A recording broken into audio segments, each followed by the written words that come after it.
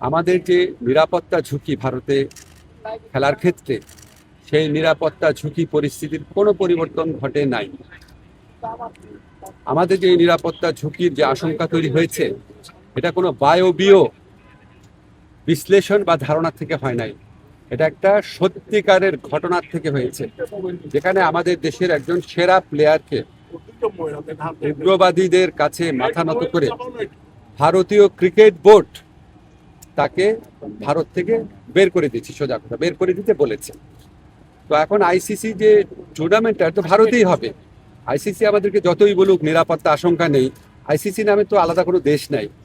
যেই দেশে আমার একটা প্লেয়ার নিরাপত্তা পায় নাই, এবং যেই দেশে ভারতীয় ক্রিকেট বোর্ড সরকারের একটা এক্সটেন্ডেড পার্ট, তারাই আমার প্লেয়ারকে উগ্রবাদীদের চাপে নিরাপত্তা দিতে ব্যর্থ বা অনীহ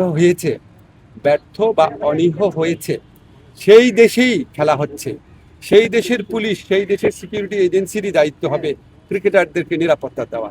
তো আমরা তাহলে ওই ঘটনার পরে কি এমন চেঞ্জ হয়েছে ভারতের, যে আমরা ভাবতে পারবো যে ভারতে আবার কোনো উগ্রবাদী আস্ফালন হবে না, এবং ভারত আমাদেরকে মুস্তাফিজকে নিরাপত্তা দিতে পারে নাই তো কি হয়েছে, আমাদের ক্রিকেটারদের, আমাদের সাংবাদিকদের, আমাদের দর্শকদের সবাইকে নিরাপত্তা দিতে পারবে।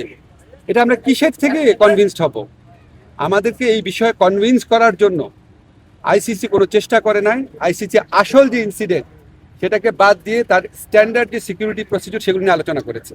যেখান থেকে গ্রিভান্সটা, সেই ঘটনা নিয়ে আইসিসি কোনো স্ট্যান্ড নেয় নাই ঠিক মতো।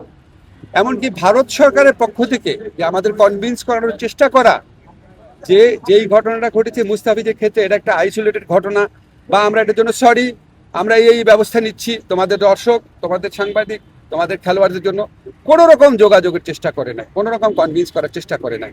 ফলে আমাদের ডিসিশন পরিবর্তন হওয়ার কোনো রকম স্কোপ নাই।